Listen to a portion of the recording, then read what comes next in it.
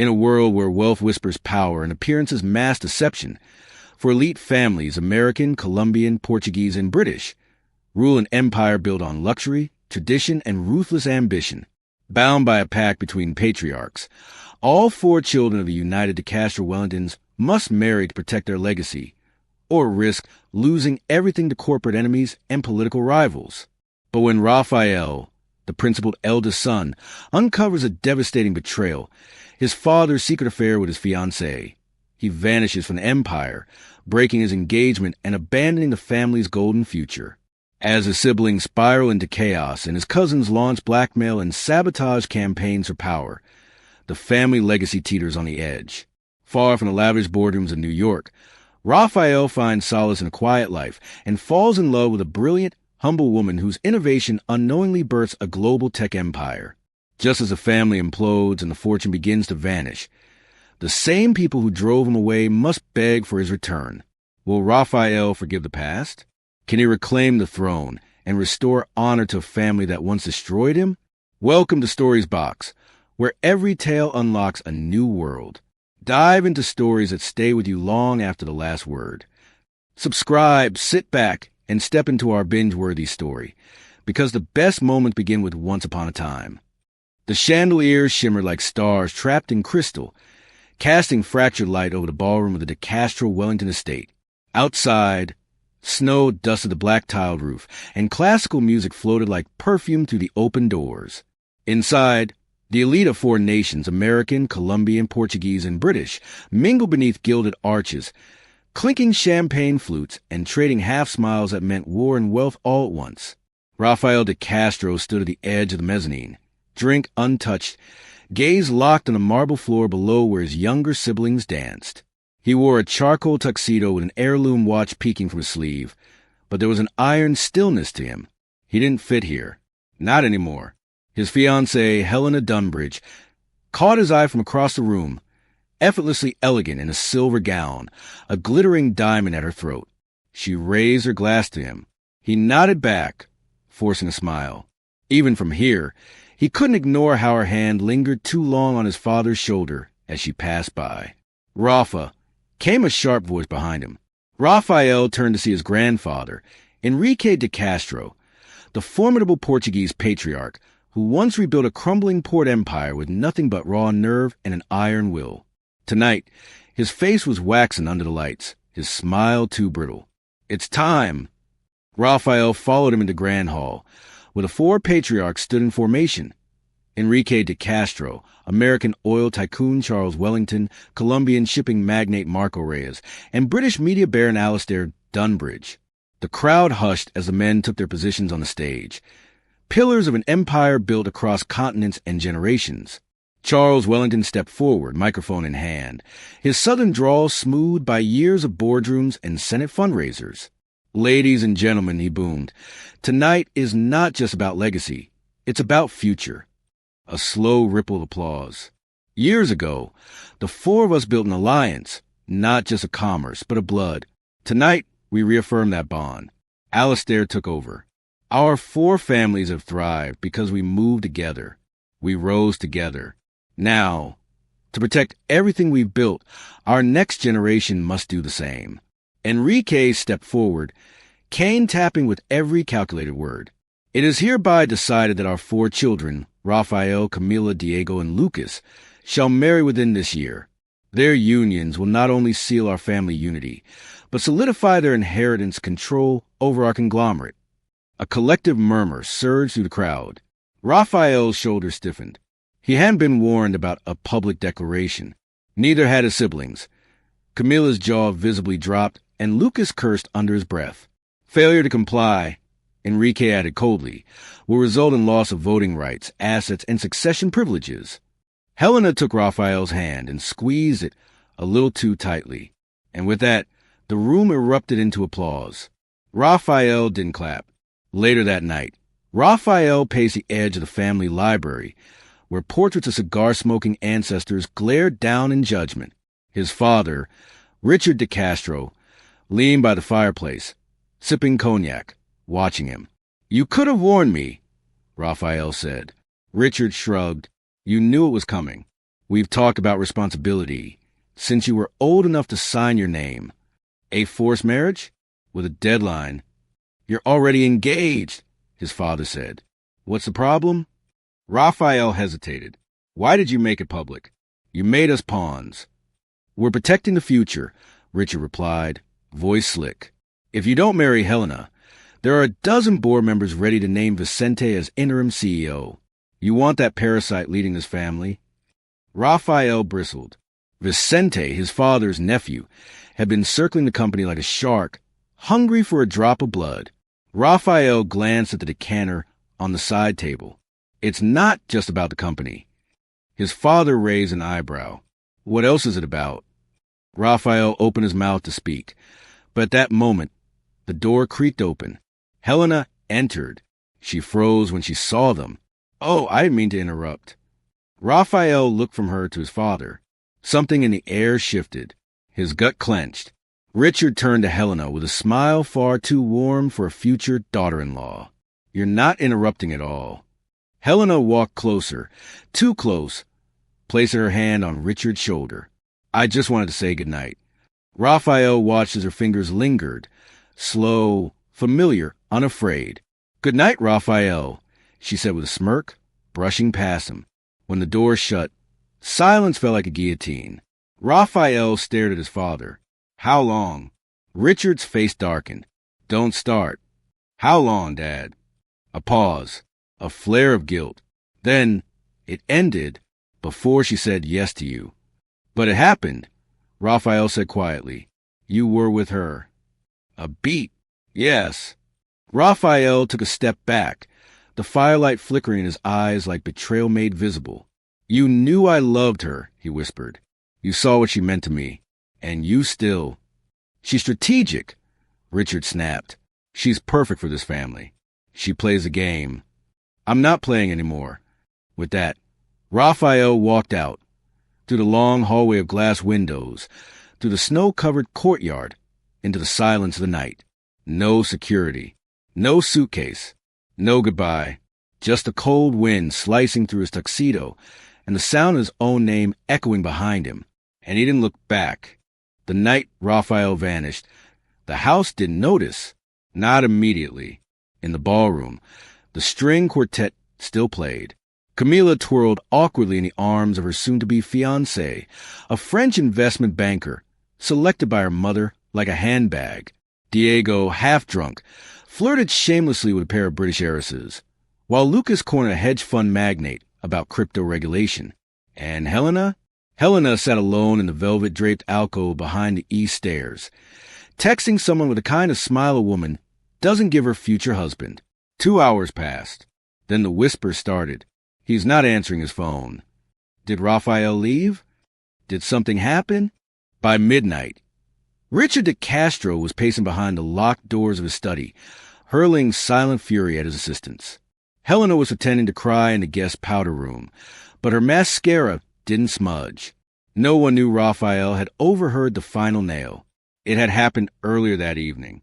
Raphael had gone to retrieve Helena's wrap from a family wing's drawing room, a quiet, antique lounge the family rarely used. As he stepped toward the coat rack, he heard voices. The door was cracked an inch. Helena's voice, and his father's. You have to end it, she hissed. I did. Months ago, Richard said, voice low, urgent. You're marrying my son. You think that changes how I feel? She snapped. Do you know what it's like pretending he satisfies me when it was you who...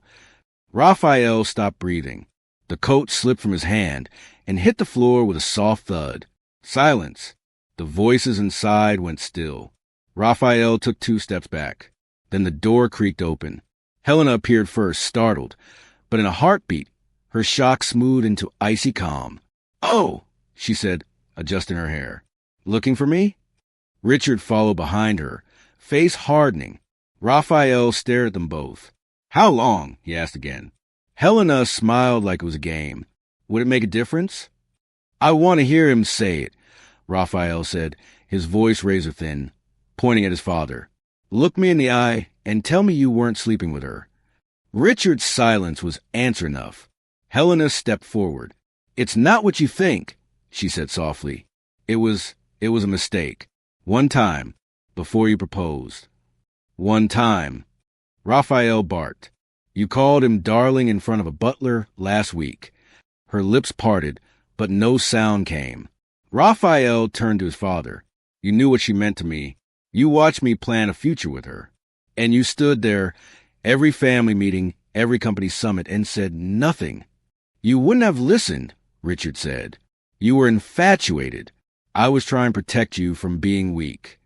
Raphael laughed, bitter, hollow. No, you were trying to keep her close.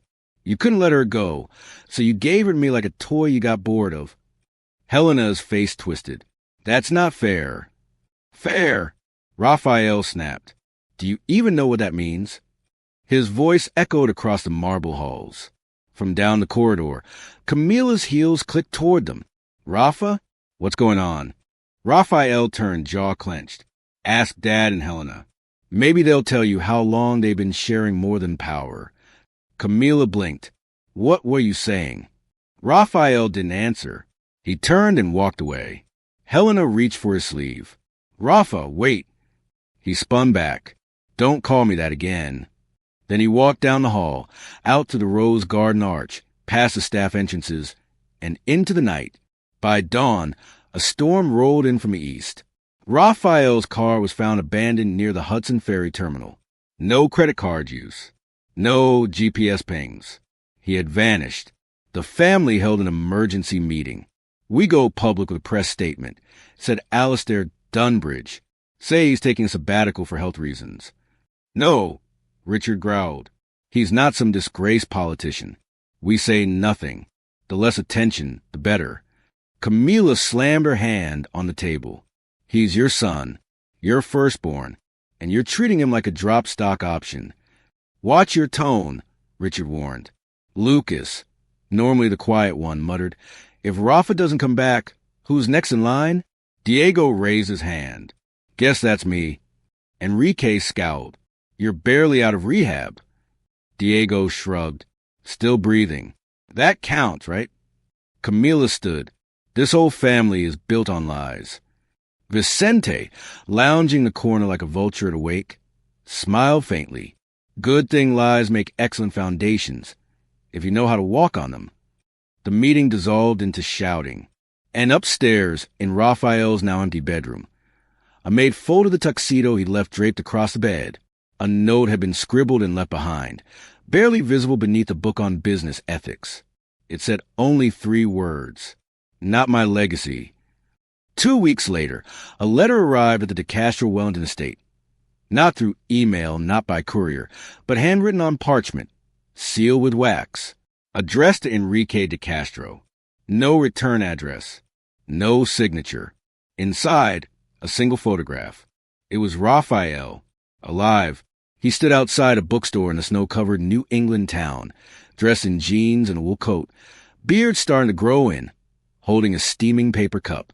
Beside him, smiling up at him like she'd known him forever, was a young woman with dark curls, olive skin, and eyes sharp with brilliance. The corner of the photo had one sentence written in Raphael's signature script. Don't come looking. Enrique held the letter with trembling hands. His breath hitched, not from fear, but from memory. Meanwhile, in a coastal Massachusetts town called Meadowport, Raphael De Castro was living someone else's life, and finally, it felt like his. He had traded penthouses for an attic apartment above a bakery. He worked part-time at a dockside woodshop, where no one cared about mergers or shareholders. He had no driver, no pressed shadow, no boardroom suit, just a notebook, a second-hand truck, and her. Her name was Elena Mendez, a mechanical engineering dropout turned inventor, the daughter of a Colombian seamstress and a Portuguese fisherman. She ran a tiny repair shop with a side hustle in sustainable design. She wore denim jackets covered in patches, spoke 3 languages fluently, and could fix a boat engine with one hand, while drinking yerba mate with the other. And Raphael had never met anyone like her. It started when he wandered into her workshop trying to fix his heater. It grew when they shared late-night talks about purpose, failure, and freedom. And it solidified when he admitted, after 2 weeks, that his name wasn't Raphael Castro, but Raphael De Castro. Yes, that DeCastro. Elena hadn't blinked. So what? She said, folding her arms. You're still not fixing that heater right. Back in New York, the family's alliance was unraveling. Camila refused to attend matchmaking galas. Lucas was secretly dating a Brazilian pop singer, male. Diego had blown through half his trust fund on a rogue NFT investment. And Vicente? Vicente was making moves. He had in his possession a video, footage of Richard and Helena, taken 6 months before Raphael's engagement. The two lovers embraced in an Aspen chalet, too distracted to notice the camera hidden in the snow globe on the mantel. Now Vicente slid the video across the mahogany boardroom table, watching Richard and Enrique's faces turn pale. I'm not here to shame you, Vicente said, calm as glass. I'm here to deal. What do you want? Enrique growled. Vicente leaned back in his chair, folding his arms. A controlling stake in Reyes Logistics, and a seat on the board at Dunbridge Media. Richard's knuckles went white. You'll never get that. Really? Vicente smiled. Because I think the shareholders would love to know that the chairman of Wellington DeCastro had an affair with his future daughter-in-law, especially after he forced his children into marriage to preserve morality. Enrique stared at the screen, quiet, calculating. Then, after a long pause, he said, You'll get the seat at Dunbridge, not logistics.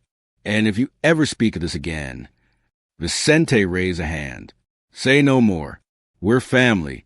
Meanwhile, Elena was changing everything for Raphael. One night, she sketched a design on a napkin, a micro-turbine that could convert tidal motion into energy-efficient battery storage for off-grid communities. This could change everything, Raphael whispered, staring at the drawing. Elena shrugged. It's just a concept. Not anymore, Raphael said. Let's build it. With her mind and his funding, they launched a pilot project on a nearby island community.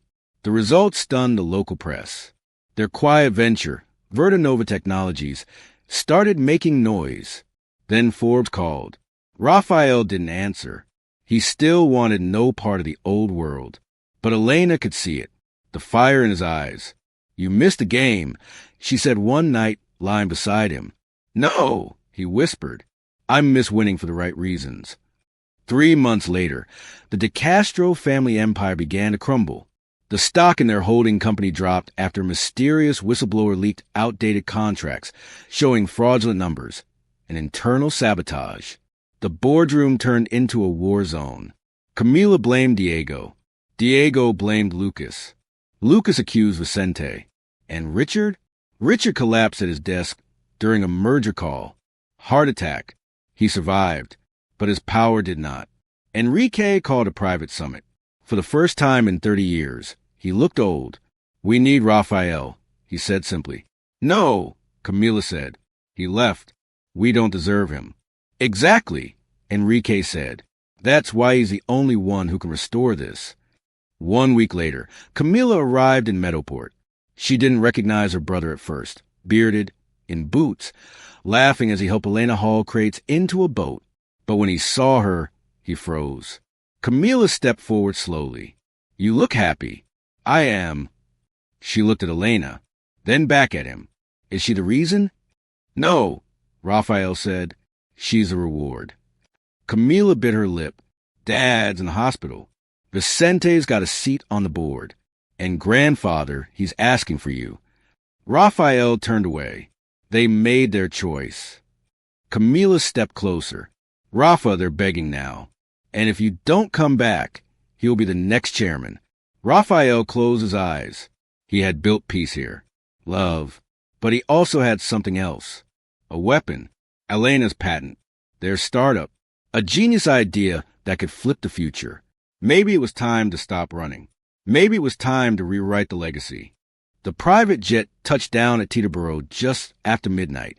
Raphael stepped onto the tarmac, wearing a black coat and carrying only one small leather bag. The city skyline glowed in the distance, but he didn't look at it. He looked at the shadow waiting for him under the hangar lights. Camila, I didn't tell anyone you were coming, she said. Good. They'll lose their minds. They should, he muttered. Camila drove them in silence. The De Castro Wellington estate loomed ahead like a ghostly memory. When Raphael stepped to the gates, the staff froze like they'd seen a myth walk in. Some whispered. One maid dropped her tray. Raphael didn't greet anyone. He walked straight to the study. The door was open. Enrique de Castro sat by the fire with shawl over his shoulders, more grandfather now than general. When he saw Raphael, his cane clattered to the floor. "You came." "I didn't come for you," Raphael said. "I came for the company." Enrique nodded slowly. "I can live with that." They sat for a long moment in silence. Then Enrique spoke. "Your father's recovering. Weak. Ashamed. He should be. He still believes he was right. I'm not here for apologies." "No," Enrique said. "You're here to win." The next day, Raphael stepped into the boardroom of Wellington de Castro Global Holdings for the first time in 8 months. It was chaos. Lucas and Diego were arguing about who approved a disastrous real estate deal in Qatar. Camila was on her phone fielding angry investors. Vicente leaned at the far end, arms crossed smugly, surrounded by a few new allies. When Raphael walked in, the noise stopped. Even Vicente froze and smiled, amused. Well, the prodigal heir returns. "Not for long," Raphael said. "I'm here to clean house." Richard stood shakily from his seat. "Son, I'm not your son in this room," Raphael said, calm and cold. "I'm your replacement." Camila pulled out a folder and slid it across the table. "Verdanova Technologies," she said. "A green energy startup with 4 pending patents. Projected to hit $100 million in valuation by next quarter." Vicente scoffed. "Cute, but what does this have to do with us?" Raphael leaned forward. "Elena Mendez, co-founder and inventor. Her designs are scalable, modular, and revolutionary." Lucas blinked. "Wait, that Elena?" Diego leaned forward. "The one Rafa's been living with?" "She didn't just fix my life," Raphael said. "She built the future." He dropped another folder. "I'm moving Verdanova under the De Castro brand. Effective immediately. If you block it, I'll launch independently and take every clean energy investor with me." Camila added, "And the press story will write itself." The heir cast out returns of the tech that could save the company he was denied. Richard paled. Vicente narrowed his eyes. "You think a girl with a wrench can fix a sinking empire?" "No," Raphael said, eyes locked on him. "But I can." Later that night, in the glass office overlooking the city, Raphael stood alone at the window. Elena called. "I saw the stock price." He smiled. "You always had timing. How's it feel being back in the lion's den?" "Like walking through smoke after being clean." She was quiet. Then, "You coming back here?" "I don't know," he said. "There's something I have to do first." That something was Helena. She had moved on, at least publicly. Now the brand ambassador of an Italian fashion line. She had spun the breakup into a mutual reevaluation story. But when Raphael showed up at her penthouse door, she froze. "Rafa," she said, eyes widening. "You didn't think I'd survive, did you?" She stepped aside silently. "You look different." "You look desperate," he replied. Helena flinched. "I'm not here to shame you," he said. "I just want the truth." She folded her arms. "He lied to both of us." "No, you knew exactly what you were doing." A pause. Then her mask dropped. "He promised me a place on the board. Said I'd be the queen if I played the part." "You weren't even a pawn," Raphael said. Helena looked away. "What happens now?" "Nothing," he said. "You're not worth revenge. You're just part of the old story." He walked out. And this time, she didn't follow. 3 days later, Raphael hosted his first press conference in nearly a year. With Elena by his side, cameras flashed, reporters shouted. And in the middle of it all, Raphael smiled, not the cold corporate grin of a groomed heir, but the real kind, the kind that says I've already won. "We are proud to announce the merger of Verdanova and De Castro Global Green," he said. "Our goal is simple: restore purpose to profit, and redefine what legacy truly means." Behind him, his siblings stood, not as enemies, but as partners. Even Diego had finally sobered up. He'd been hired as Director of International Expansion. Lucas, inspired by Raphael's defiance, finally came out publicly, drawing huge support from younger shareholders and reshaping the brand's image. Camila, she was appointed CFO and had her eye on exposing Vicente's offshore embezzlement. And Vicente? He watched the press conference from a corner of the boardroom, the power slipping from his hands like sand. Back in Meadowport, Raphael stood once more on the dock where he first kissed Elena. "I never wanted a throne," he said. She laced her fingers in his. "But you built a new one." He looked out at the sea, wind brushing through his hair. "No," he said. "We built it together." If Raphael thought Vicente would surrender quietly, he was wrong. Vicente wasn't raised to lose. He'd spent his life in the shadows of the De Castros and Wellingtons, always a cousin, never the heir, always the one cleaning up after their scandals, covering for their affairs, smoothing over their messes. He had learned to smile through it, to flatter Enrique, to act loyal. But now the golden boy had returned with a startup and a sweetheart and stolen everything Vicente had clawed toward. He wasn't going to let that stand. Not without war. In a corner office high above Manhattan, Vicente met with Gerald Brunswick, a ruthless investor with ties to half the tech world skeletons.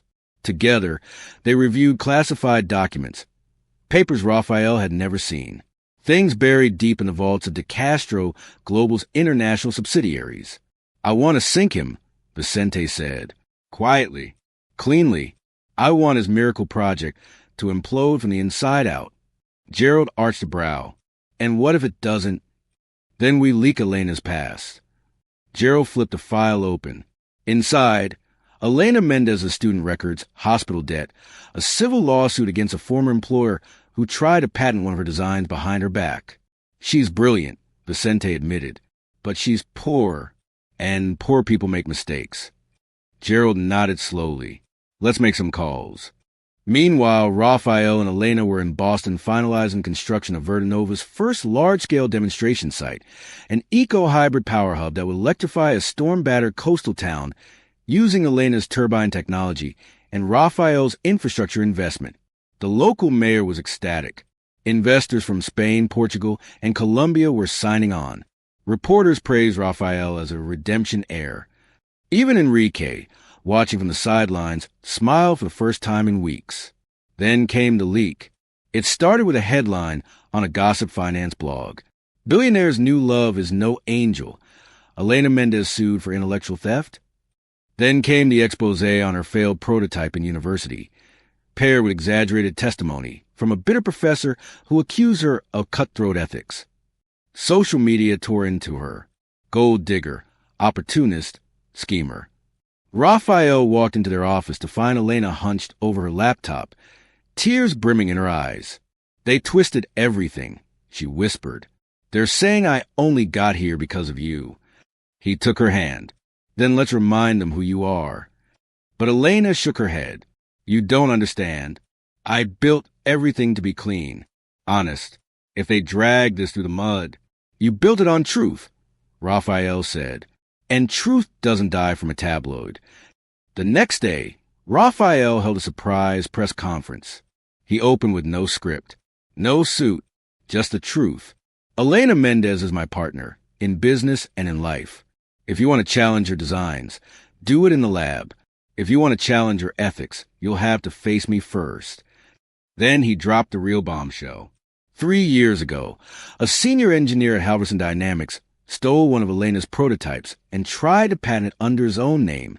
We found the proof. She didn't sue for money. She walked away because she believes in building, not destroying. He pulled out the documents, the original timestamps, emails, and design logs. Elena didn't steal. She was stolen from. And now she's taking it all back. The room fell silent. One reporter stood. "What about the De Castro legacy?" Raphael smiled. "This is the legacy now." Back in the boardroom, Vicente's allies began jumping ship.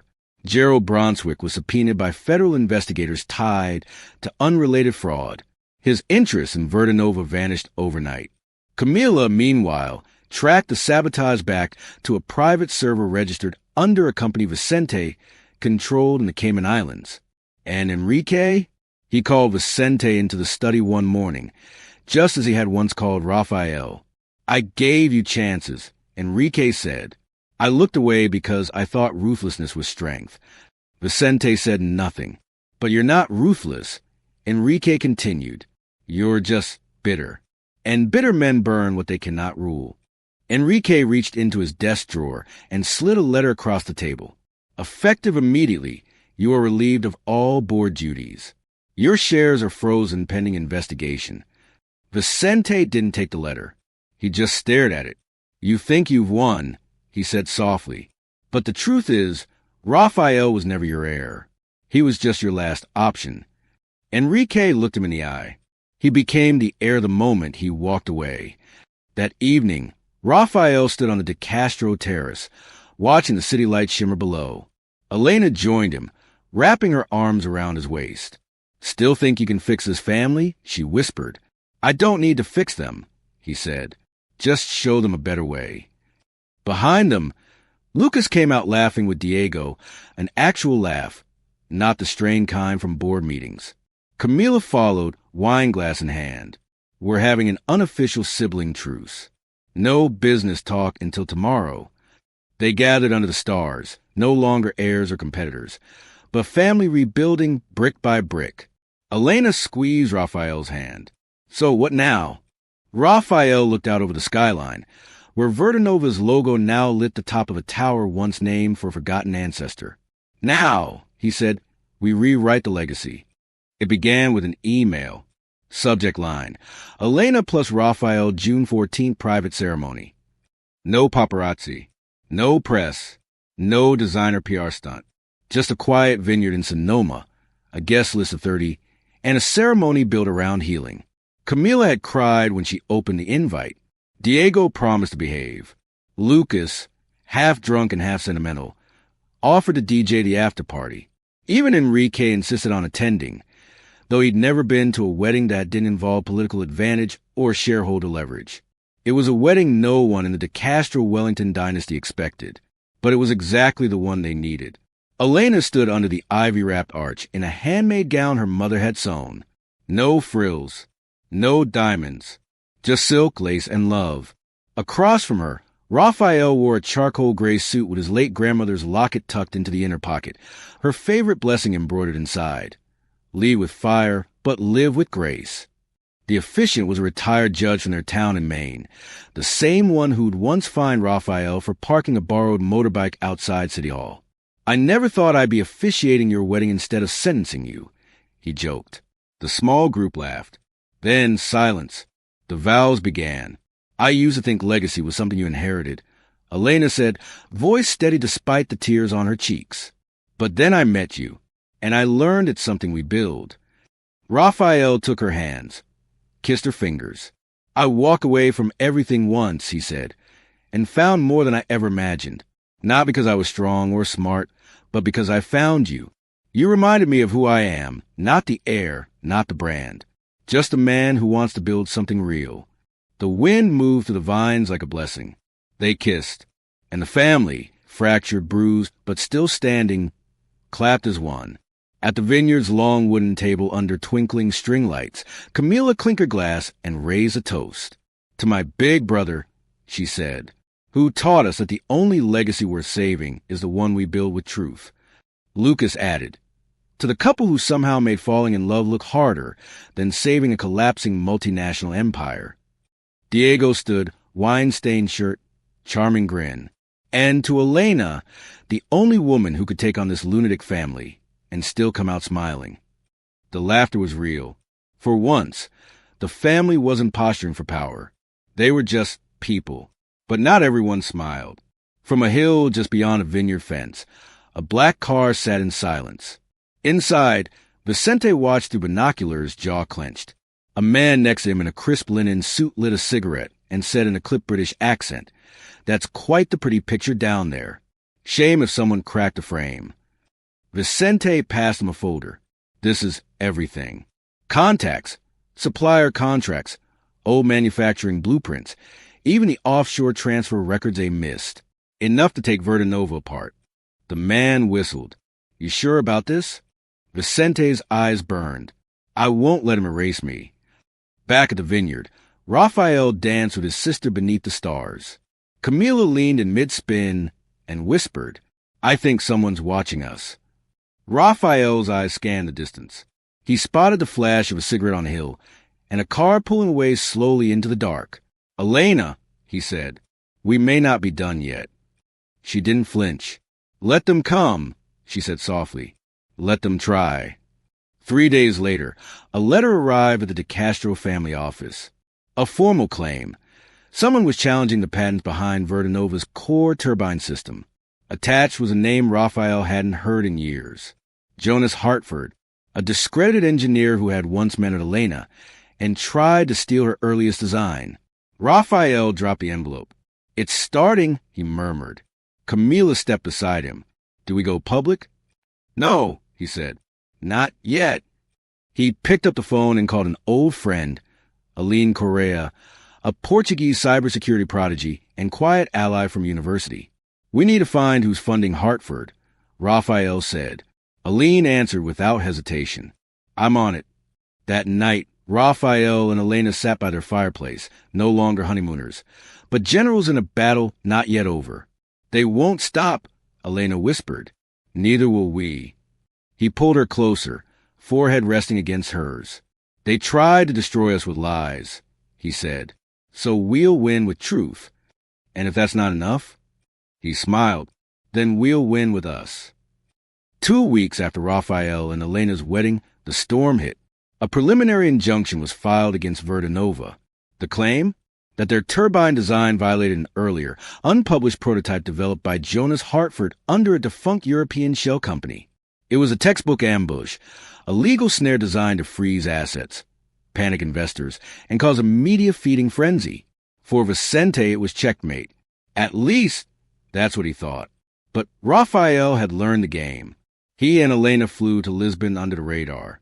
The shell company Jonas cited had once been owned by a paper conglomerate in Porto, a company Raphael's maternal great-uncle had partially acquired during a failed merger in 1999, and tucked away in an old safe deposit box, found thanks to Camila's digging, was a notebook. Elena's original sketches, signed, dated, and notarized by her university mentor before Jonas ever accessed her files. That's her handwriting, said the Portuguese archivist. That's her invention. And in the corner of one page, scribbled in ink, we'll change the world together, RDC plus EM. Proof, not just legal, personal. Back in New York, Vicente's team scrambled as Raphael returned with evidence that annihilated the Hartford claim. The court dismissed the injunction within 48 hours. But Raphael didn't stop there. He held a press conference with Elena by his side. This time, he didn't smile. We've endured slander, sabotage, and theft. Verdanova was born from integrity and innovation, and we will not be silenced by the ghosts of cowards who couldn't build, only destroy. He turned to Elena. You built this from scraps and scars. Now they know. Reporters asked about Jonas. Raphael answered plainly. He was a thief. And Vicente? He paused. Then, I forgive him. But that doesn't mean I'll protect him. Enrique's health had started to decline, but his clarity returned the day the ruling was announced. He summoned Raphael to the hospital suite that had been transformed into a command center. I always knew this family's fortune would either save or devour itself, the old man rasped. Raphael sat beside him, exhausted but focused. It's not about fortune anymore, Raphael said. It's about legacy, the real kind. Enrique reached out and pressed an envelope into his grandson's hand. A legal deed. You now own the controlling stake in the De Castro Trust. The others still have shares, but you carry the anchor. Raphael stared at the paper. I never asked for this. Enrique smiled faintly, which is why I trust you with it. That night, Raphael stood on the rooftop of the Verdanova building, watching the city blaze beneath him. Elena joined him, her hand in his. They dropped the countersuit, she said, and Jonas disappeared off the radar. Raphael nodded. Vicente? Still silent. They both knew silence didn't mean surrender. Vicente wasn't hiding. He was plotting, In a dark conference room across the city, he met with a new figure, Eduardo Mendoza, a Colombian-British venture capitalist with a penchant for collapsing industries and selling the pieces to the highest bidder. "You don't just want revenge," Eduardo said. "You want ruin." Vicente nodded. "He took what should have been mine, so I'll take what he built." Eduardo grinned. "Then let's start with the suppliers." Days later, Rafael received a call from a panic project manager. 4 of our overseas component vendors just canceled their contracts. No explanation. Rafael paced his office, fury rising. "Then we go local. It'll cost more. We'll build slower, smarter, but we'll build." Camila traced the sabotage back to a dummy corporation under an offshore holding company. Again. But this time, the signature wasn't Vicente's. It was Eduardo Mendoza's. Camila brought the file to Rafael. "Who's this guy?" Rafael's jaw tightened. "A collector of wreckage. If Vicente brought him in, it means he's escalating." Camila crossed her arms. "Then we escalate too." That night, the siblings met in the old De Castro townhouse. Lucas, now officially chief of creative strategy. Diego, head of Latin American relations, and, shockingly, sober for 60 days. Camila, CFO and hacker-slayer-in-chief. And Rafael, now the majority holder. "We need a new plan," Rafael said. "Not just defense. Offense." Camila spread out the map. "Let's take back every supplier they try to steal." Lucas added, "Let's go global with our story. If they want to bury us quietly, let's get loud." Diego smiled. "Let's remind the world who we are." For the first time, the siblings weren't just survivors of a dynasty. They were a team. In the shadows, Vicente watched, his smile thin, calculating. "You thought this was about turbines," he whispered. "This was never about business." He pulled out an old photo, one he'd kept hidden for years. Rafael, as a child, sitting on Enrique's lap, and in the background, Vicente's mother, crying, torn out of family by a betrayal never spoken of again. This was about blood. Vicente had always known he was different. He didn't have Rafael's smile, or Camila's spotlight, or Diego's recklessness that somehow earned affection instead of punishment. But what Vicente had, what he clung to, was memory, and one memory in particular had never let go. He was 6 when he overheard the shouting. His mother, Luciana, standing in the De Castro hallway, screaming through tears. Enrique slamming a door. And Vicente, peeking from behind a staircase banister, hearing the words that changed everything. "He's your son too, Enrique." That was the day Luciana vanished from this state. The day Vicente was relocated to a boarding school in Argentina. Cut off from the name, the legacy, the truth. Except the truth never really left. It just festered. Now, years later, Vicente had proof. DNA results. Paperwork forged to protect the lie. A will that never mentioned him. And most damning of all, a sealed letter from Enrique to Luciana, confessing regret but refusing to acknowledge paternity. "I made my choice," Enrique had written, "for the sake of the empire." Vicente had made his choice too. It was time to burn the empire down. At the De Castro townhouse, Camila was poring over old files when manila envelope arrived. No return address. Inside, a single photo. Young Rafael on Enrique's lap and, circled in red, Luciana in the background, face half-shadowed but unmistakable. Below, a sticky note in block letters. Ask him why she vanished. Camila froze. She immediately called Rafael. "Do you know who this is?" she asked, sending him a digital scan. Rafael didn't speak for a moment. Then, "That's Vicente's mother. She worked here when we were kids." Worked, Camila pressed. Or lived. I don't know. Papa never talked about her. One day she was gone. Camila's voice dropped. "I think there's something bigger here." That night, Rafael confronted Enrique at the hospital. He brought the photo. Enrique didn't even try to deny it. He just sighed and closed his eyes. "I made a mistake," he whispered. "One I thought would stay buried." "Vicente's your son?" Yes. Raphael reeled. And you just cast him aside? He was born out of love, Enrique said, but not out of marriage. The board would have never accepted him. Your mother would have. Raphael stood. So you chose the company over your child? Enrique looked at him, pain clouding his eyes. I chose wrong. Across town, Vicente stood before a room of shareholders and media, holding a DNA report. My name is Vicente Moreno, son of Luciana Moreno, and of Enrique de Castro. Cameras clicked like gunfire. I was erased from the will, hidden from the legacy. But I am blood, and I am here to claim what is mine. The internet exploded. Headlines screamed betrayal, hidden heirs, scandalous affairs. And in the heart of it all, the house of de Castro in freefall. Camila slammed her laptop shut in frustration. This is going to split everything. The board is panicking. Investors want paternity hearing. Raphael sat in stunned silence. He's not lying, he said quietly. And maybe you deserve a place. Camila spun. After everything he's done, he was cast aside. We all got to grow up inside the house. He watched it from the outside.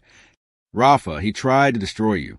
I know, and I'm not forgiving him. But I'm not pretending we're blameless either.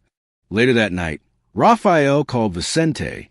They met on neutral ground, a cold rooftop above the Hudson. I spoke to him, Raphael said. I figured, Vicente replied, arms crossed. So? What now? You going to offer me a consolation prize? Some company scraps. Raphael shook his head. No, I came to tell you the truth. He looked Vicente in the eye. I'm sorry. Vicente blinked. What? I didn't know. None of US did. But what happened to you was wrong. Vicente turned his back. Too late. Maybe, Raphael said. But if you want a seat at the table now, really want it, then stop trying to burn it down. Vicente didn't reply. But when Raphael walked away, he didn't hear footsteps following. He heard silence. And for the first time, that silence didn't feel like war. It felt like a choice waiting to be made. At the hospital, Enrique rewrote his will. He named all 5 of his children, including Vicente. The document was notarized the next morning. But before it could be signed into legal effect, Enrique collapsed. The hospital lights dimmed the night. Enrique de Castro slipped away. No cameras, no statements. Just a single, slow beat that faded into silence. Camila held his hand. Diego paced in the hallway, eyes red. Lucas arrived late, clutching his chest as if grief had sucker punched him. Raphael stood still, staring, not at the machines, but at the man who had been myth, monarch, and mystery his entire life. Does Vicente know? Camila asked quietly. Raphael nodded. He'll be here. But Vicente didn't show. Word spread quickly. Within 12 hours, news outlets from Bogota to Lisbon ran with the headline, Titan of Industry, Enrique de Castro, dies at 81 amidst family scandal. But the real drama was just beginning, because the revised will, the one naming Vicente, had not been filed with the family's legal team before Enrique's death. It existed, but it had no legal teeth. And the only copy was missing. Diego punched the office wall when he found out. You're telling me the man rebuilt a South American economy, and he couldn't sign one piece of paper in time? Camila grimaced. The nurse confirmed he had it on his bedside table. Said he asked for a notary that morning. But by the time she returned, it was gone. Raphael asked. She nodded. Someone took it. Lucas leaned back. You're saying one of us stole it? The room went silent. Raphael scanned their faces. I'm saying someone didn't want Vicente to have a claim. Meanwhile, Vicente stood at his mother's grave, alone, a sealed envelope in his pocket. It was the last thing Enrique had sent him, handwritten, unmailed. He hadn't opened it. Couldn't. Not yet. A soft voice broke the silence. You weren't going to tell me he died? Elena stood a few paces behind. Vicente didn't turn around. You're not family. She stepped forward anyway. No, but I'm married into it. And whether you like it or not, that means you're my brother-in-law. He scoffed. You're too smart to play therapist. I'm not here to fix you, she said. I'm here to remind you what he finally admitted. Vicente's fingers tightened over the envelope. He was never going to give me what I wanted. He whispered. No, Elena said. But maybe he wanted to start making it right. She nodded at the envelope. Open it. That night, Raphael's phone buzzed. A photo appeared in his messages, a scan of the signed will, and a voice message from Vicente. I found it. He left it with my mother's lawyer. Hidden, just in case. You were right. He tried. I'm not coming for your throne, Raphael. I just want my name back. The next morning, the family met in the Grand de Castro boardroom, now draped in mourning colors. An emergency vote was called to finalize interim control over the company, its assets, and its future. One by one, the siblings took their seats. Lucas, Diego, Camila, and Vicente, who entered last, calmly, placing the signed copy of the will on the table. The room fell silent. Camila reached for it and verified the signature. It's real, the board murmured. One elderly member, Mr. Sloan, cleared his throat. With this in hand, Vicente is legally recognized. The shares are his. The vote can proceed. All eyes turned to Raphael. He didn't hesitate. I vote in favor of Vicente's inclusion. Camila followed. Aye. Lucas raised his hand. Aye. Diego shrugged. Aye, but he still owes me a drink. The motion passed. Vicente, officially a de Castro, took his seat at the table for the first time, and for a moment, it felt like history turning. Afterward, Raphael found Vicente alone on the rooftop balcony. Did you read the letter? He asked. Vicente nodded. He said he never stopped watching me, he murmured, that he hated himself for letting me go. A beat. I hated him for a long time, Vicente added. Maybe I still do. Raphael stepped beside him. I think we all do. A little. Vicente turned. Why'd you vote for me, Rafa? After everything, Raphael smiled faintly. Because when the storms is big, family either holds the roof together or lets it fall. Far below them, the city lights blinked like warning signs. Because the storm wasn't over. Eduardo Mendoza was still out there. Jonas Hartford had disappeared, but left behind digital breadcrumbs. And in the shadows, someone else was watching. Someone with access to all of Enrique's files, including one marked Project Imperium, Phase 1 Global Control. And the name on the final page? Camila de Castro. Camila had always been the quiet one, the fixer, the numbers whisperer, the one who turned family chaos into spreadsheets and crisis into strategy. But there were secrets even she hadn't shared, not with Raphael, not with Diego or Lucas, and especially not with Vicente.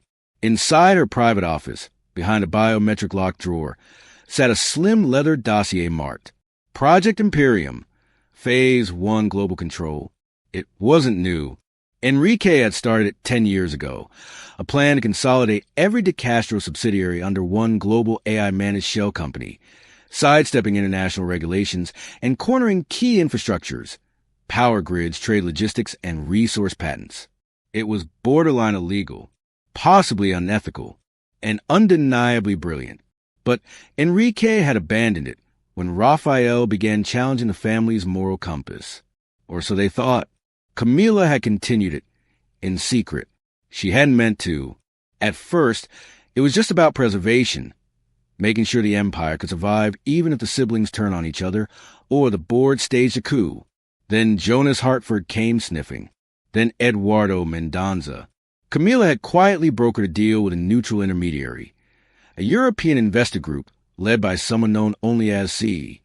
She gave them access, not control, partial data from Enrique's files.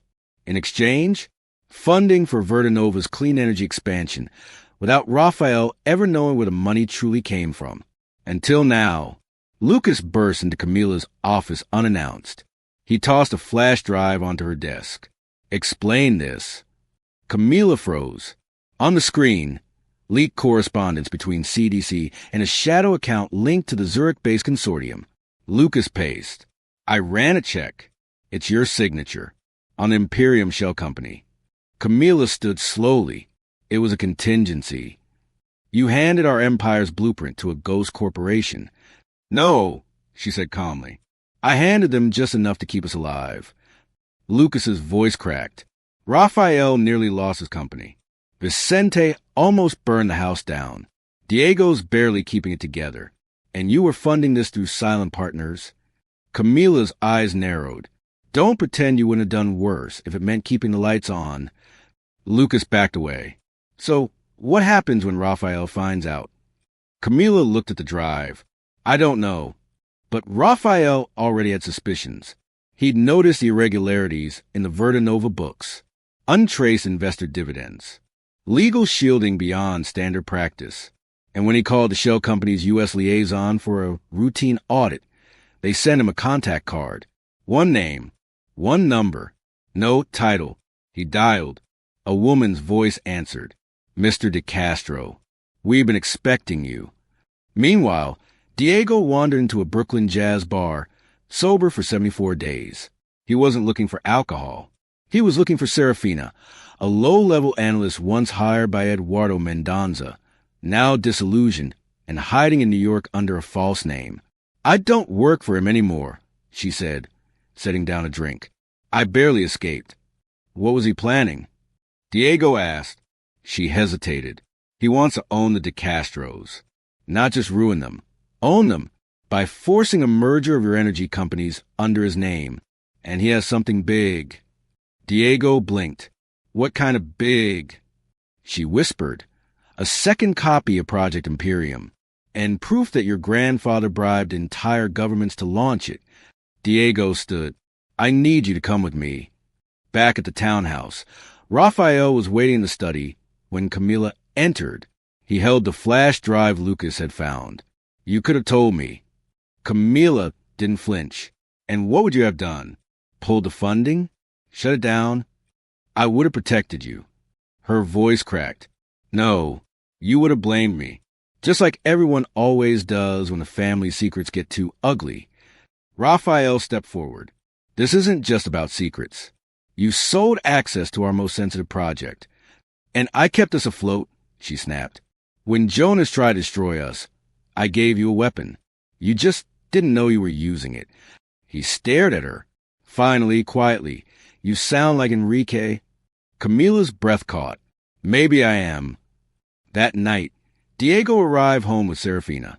He burst into the family war room where Raphael, Camilla, Lucas, and Vicente were seated. I've got something, he said. Something that changes everything. He laid out 2 files. 1. A duplicate copy of Project Imperium traced to Eduardo Mendoza. 2. A recorded conversation between Mendoza and Jonas Hartford, dated only 2 weeks prior. Mendoza, on tape, once we dismantle Verdanova and own their patents, will leak the De Castro files. Let the family eat itself. Jonas, and the will? Mendoza, burn it. Raphael won't lead anything when the world sees what his grandfather really built. The room went dead silent. Vicente's jaw clenched. So this was never just about me, or the will, or even Enrique. Raphael nodded grimly. It was about power, global power. Camilla looked down, and I handed them the keys. Lucas leaned forward. Then it's time we steal them back. You want to do what? Vicente asked, jaw tight. Take back what's ours, Raphael replied. From inside, the family had gathered at the old summer estate in upstate New York, neutral ground, far from media eyes. Camilla, silent but present. Diego, pacing. Lucas, flipping through a dossier Serafina had helped compile. Elena sat in the corner, clutching her husband's hand. Vicente had just heard the plan. Infiltrate the Zurich-based conglomerate C, the very entity Camilla had once secretly partnered with. It was now controlled by Eduardo Mendoza, backed by remnants of Jonas Hartford's empire. Together, they were preparing a hostile takeover of Verdanova, of De Castro Holdings, of everything Enrique had built. And the only way to stop it was to beat them at their own game. We have one shot, Raphael said. Mendoza's shell company is holding a closed-door investor gala in Geneva. One night, all the pieces on the board in one room. Camilla finally spoke. I still have access credentials. They haven't revoked them yet. Vicente crosses arms. You're sure this isn't a suicide mission dressed up in a power suit? Raphael smiled grimly. Only one way to find out. The team. Raphael, front-facing CEO, attending as a surprise new investor through a fake intermediary. Camila, tech and legal strategist, running real-time data theft from inside the gala. Vicente, shadow observer. No invitation. No cover. His job. Blackmail the one board member who still had a conscience. Diego and Serafina, running communications and contingency planning from a safe house in Geneva. Lucas, backup extraction.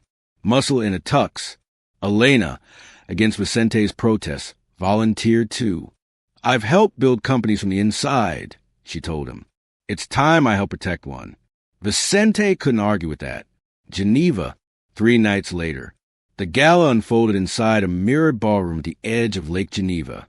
Wealth swirled like champagne. Old European money.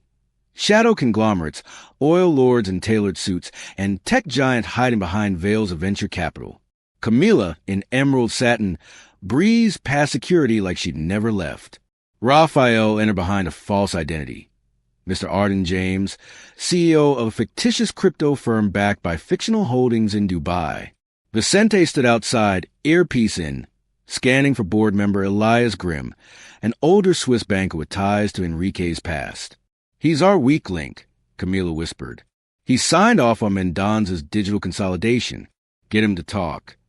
Inside, Raphael found Mendoza himself near the grand staircase, laughing with a crowd of vultures. Arden James, Mendoza greeted, extending a hand. You look exactly like someone I hate. Raphael smirked. I get that a lot. Camila slipped into the server room, bypassing 2 guards with Forge ID and Elena's subtle distraction, her accidentally knocking over a priceless wine display. 2 minutes to access files, Camila whispered. Grimm just arrived, Vicente replied. Going in. He followed Grimm to the smoking terrace and dropped the first line. You once swore never to betray Enrique de Castro. Want to hear his last words? Grimm turned, startled. I don't know you, he said. You do, Vicente replied, handing him a letter. It was a replica of Enrique's deathbed note, the one he wrote to Vicente, except this version included a few edits and names. You helped build Imperium, Vicente said. If this goes public, your pension's gone. Your name's ruined. But if you help us take Mendoza down, we make sure you retire peacefully. Very peacefully. Grimm's hands trembled. What do you need? Access to the original Imperium ledger. Grimm sighed. Follow me. Meanwhile, Mendoza was leading Raphael into a private lounge. I know who you are, he said coolly. I always did. Then why let me in? Because watching you fail in real time is better than from a distance. He poured them both scotch. You're too late, Raphael. Your family's legacy? Already mine. Raphael raised a brow. Then why the gala? Why still pretending you need friends? Mendoza paused. Then, because empires don't fall overnight. They die in whispers. I want the whole room to hear it. Downstairs, Camila was sweating. Firewall just doubled. They know someone's inside. Elena whispered over comms.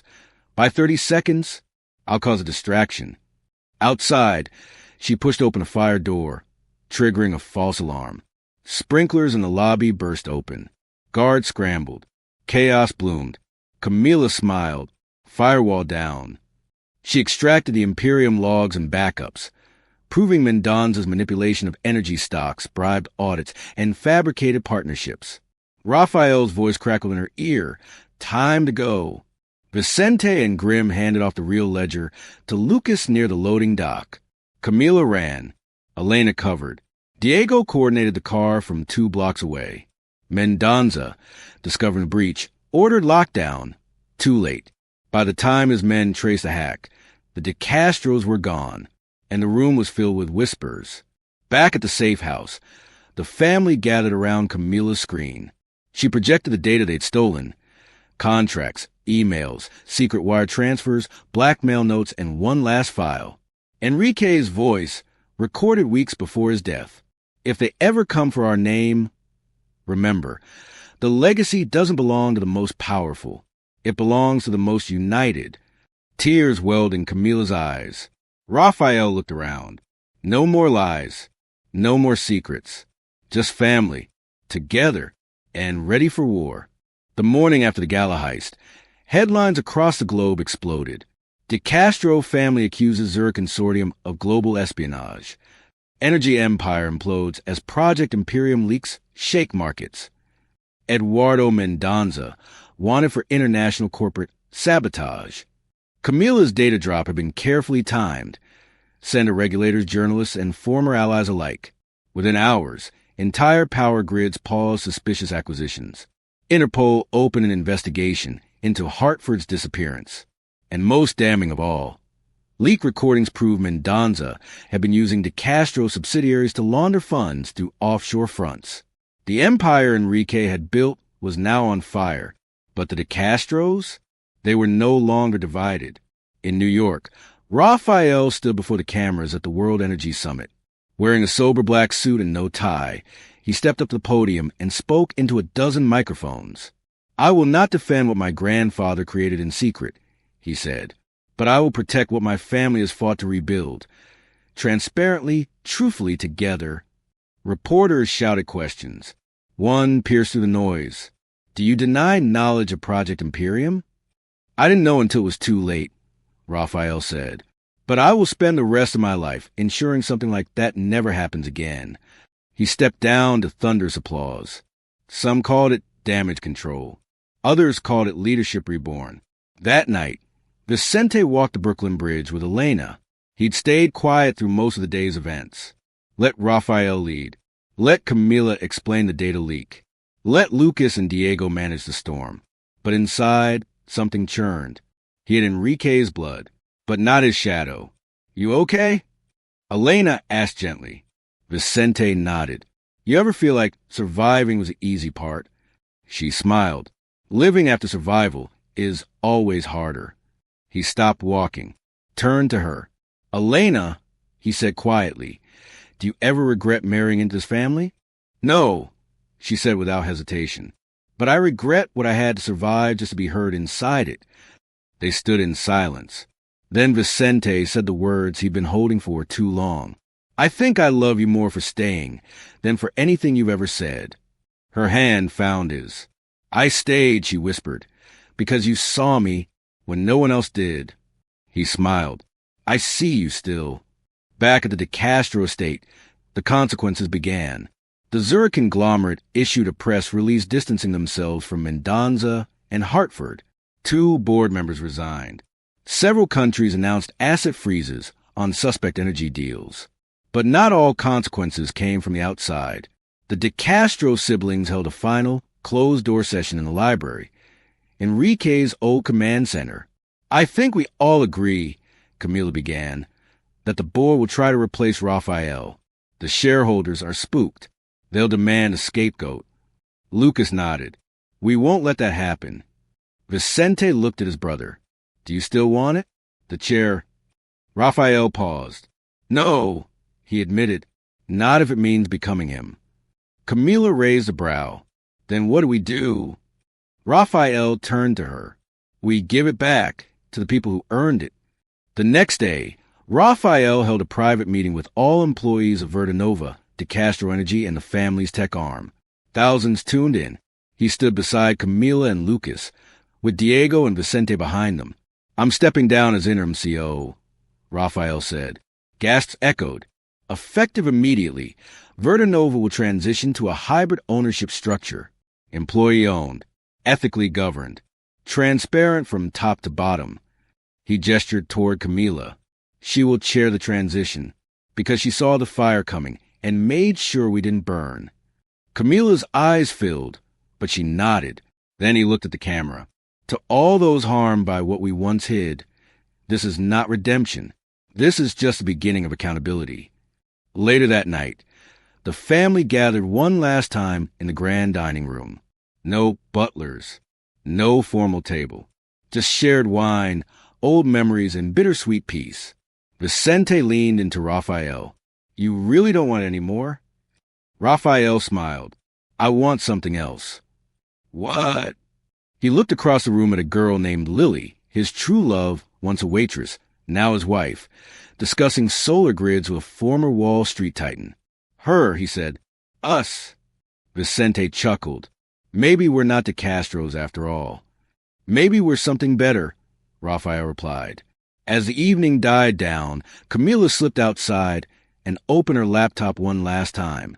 The Imperium files, the shadow data, the compromised shell company. One by one, she deleted them, for good, and in the soft glow of the moonlight, the ghost of Enrique de Castro finally faded. Just when the de Castro family thought the storm had passed, another wave hit. This time, it came in the form of a letter, delivered in a black envelope. No return address, sealed with a silver wax crest. The old de Castro coat of arms used only in Europe before the family relocated to the United States. It was addressed to Raphael, but everyone was gathered when he opened it. You forgot someone. Mateo de la Rosa de Castro. Camila's eyes widened. Mateo? Lucas frowned. I thought he was dead. No, Diego muttered. Just erased. 20 years earlier, Mateo had been the son of Enrique's younger brother, Arturo, a brilliant but rebellious investor who left a family after a bitter fight over ethics, money, and legacy. Arturo married a Colombian diplomat and moved to Spain. When he died under mysterious circumstances during a trade scandal, his wife disappeared, and their son, Mateo, was taken in by distant relatives in Bogota. Enrique had once tried to find him, but when Mateo refused to return to a family that traded souls for stocks, Enrique buried the effort. To the rest of the family, Mateo became an unspoken name, forgotten, but not gone. He's making a claim, Camila said, reading the back of the letter, to the European Trust Fund, the one Enrique left untouched. Raphael nodded. It was never mentioned in the U.S. filings, just a clause in the oldest de Castro constitution. Vicente raised a brow. What's it worth? Camila did the math in her head. About $600 million in gold and historic property assets across Portugal and the UK. Everyone went quiet. Then Lucas said what they were all thinking. If Mateo gets it, he could rebuild a new de Castro empire, one we don't control. 2 days later, Mateo arrived in New York. Tall, striking, olive-skinned with piercing gray eyes. He wore a minimalist charcoal suit and carried no entourage. Only an old journal, Arturo's, and a digital file that made Camila's face pale when she decrypted it. He has photos, she whispered, of Enrique meeting with Hartford, of secret accounts in Lisbon, of Project Imperium before any of us even knew it existed. In the courtyard of the estate, Raphael faced Mateo alone. I didn't come for revenge, Mateo said. I came for truth, and maybe a seat at the table. You never wanted one before, Raphael replied. That's because I thought the table was rotten, Mateo said, looking around. But it turns out some of you tore it down. Raphael studied him. So what do you want now? Mateo handed him the journal. I want to finish what Arturo started. A version of this family that isn't built on secrets or stolen power, but strategy, conscience, and new blood. Inside, Camila, Lucas, and Diego debated furiously. He could destroy us, Lucas warned. That journal alone could spark new investigations. But he hasn't, Camila countered. He came here, openly, Diego added. And we need someone in Europe. He's already plugged in. Vicente entered last, flipping through the last few pages of the journal. He's right about one thing, Vicente said. Enrique never paid for what he did to Arturo. If we pretend that history didn't happen, we'll become the very thing Raphael stepped down to avoid. Camila closed her laptop. Then we test him. That weekend, the siblings invited Mateo to a private family forum. No lawyers, no press, just the original boardroom where Enrique once ruled. Raphael sat at the head of the table, temporarily resuming his old seat. Mateo stood, I don't want your titles, he said. I want your partnership. I want a charter that governs a legacy from now on, with checks, ethics boards, and full global audits. Camila raised an eyebrow. You're asking us to rewrite the bloodlines? I'm asking you, Mateo replied, to write a future instead of living in a past that nearly destroyed you. Lucas leaned forward. And if we say no, Mateo's eyes didn't flinch. Then I'll build a rival company from the Lisbon accounts Arturo protected, one that cleans up everything you left behind.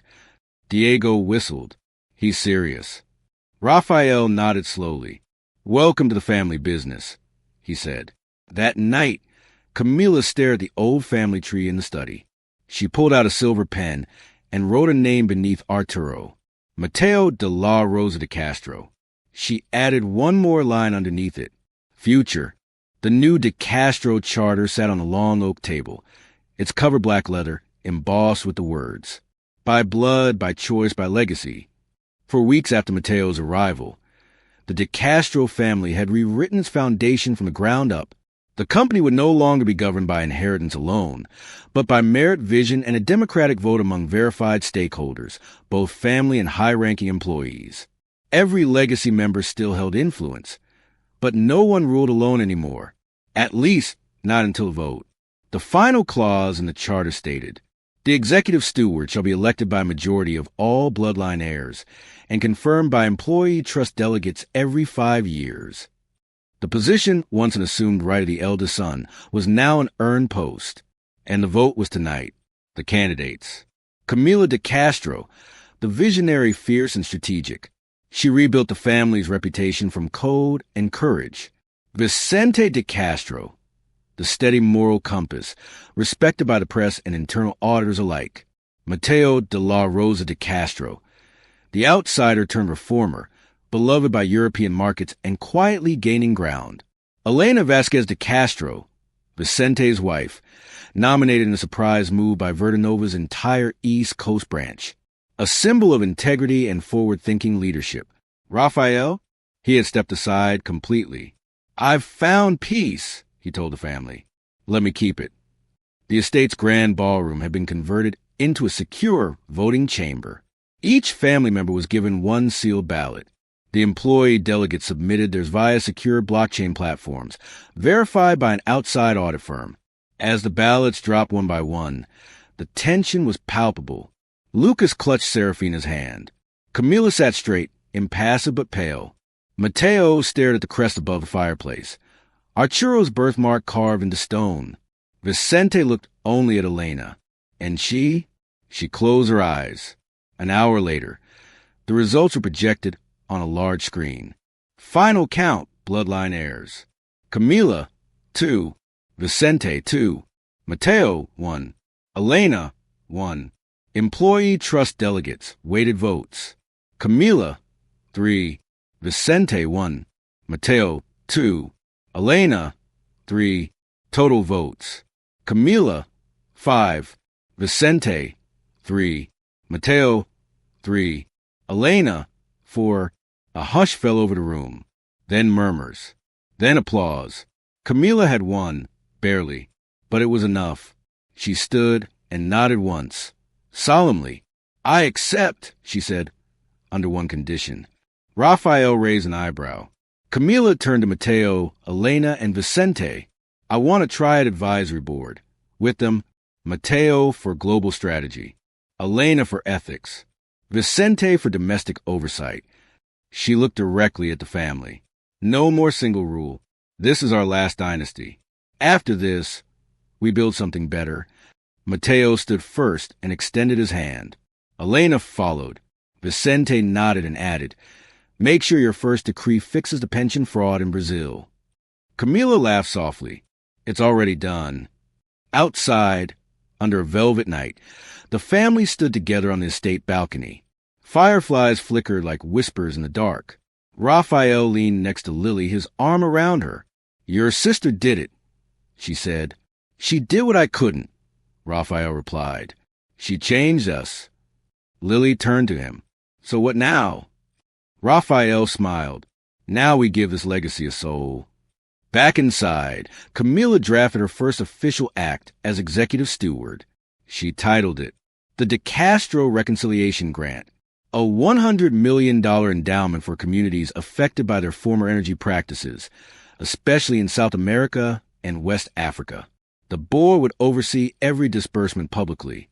She signed it with a single stroke, then whispered, "For Arturo, for Papa, for all of us."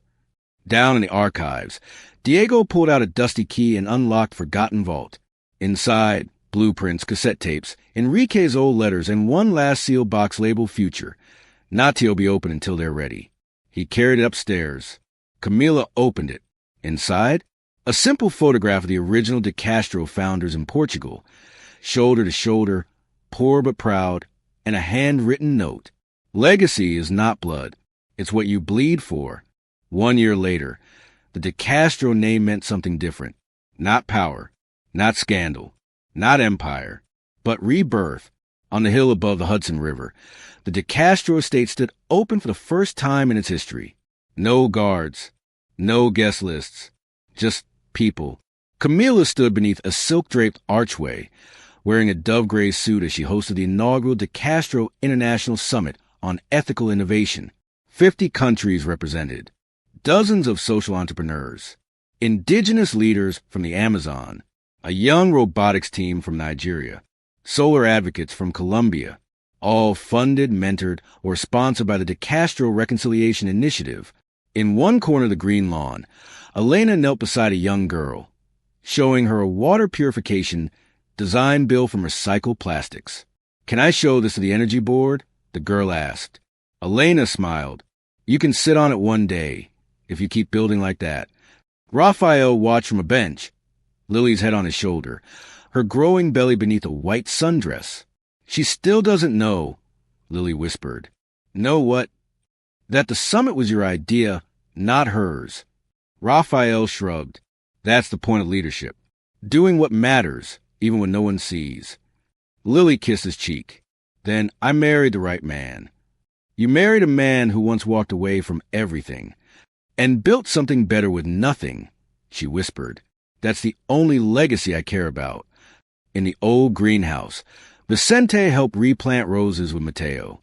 "You ever think Enrique would have allowed this?" Vicente asked. Mateo grinned. "Enrique would have had a heart attack." "3," Vicente replied. They both laughed. Mateo looked up at the new family crest hanging from the center stone wall, a tree growing from fractured earth, wrapped by a phoenix. "Do you think it's too poetic?" he asked. Vicente shook his head. "No, it's true." At dusk, Camilla walked alone through the vineyard trails behind the estate. She carried her father's journal and her own beside it. Parallel stories, stitched by time, betrayal, survival. She reached the summit of the hill, where Enrique's ashes had been buried under a young olive tree. A single plaque read, "He taught us what not to become." Camilla knelt and whispered, "You tried to own the world, Papa. We're trying to heal it." The wind rustled the leaves as if an answer. That night, the family gathered for a quiet dinner. No boardroom, no gala, just siblings, cousins, and their partners. Laughter filled the table where silence once ruled. Toasts were made not for profit, but for peace. Camilla raised her glass last. "To Arturo, to those we lost, to those we found, and to the truth we finally faced." Everyone raised their glasses. To the truth. Later, Raphael tucked a hand-drawn blueprint into a small wooden box for his unborn daughter. It wasn't a corporate strategy. It was a plan for a floating classroom, powered by solar sails, that would sail between the Caribbean and Africa, teaching children about energy, nature, and legacy. Above it, he placed a note. "If you ever inherit anything from us, let it be courage." Far across the world, in a remote village in Colombia, a small plaque was placed on a clean water well, donated by De Castro Global, in honor of second chances. A girl smiled as she turned the pump and fresh water flowed. Some legacies are carved in stone. Others ripple in silence, forever. This was a Stories Box exclusive episode. Subscribe to follow our stories. Till next time, thank you for watching.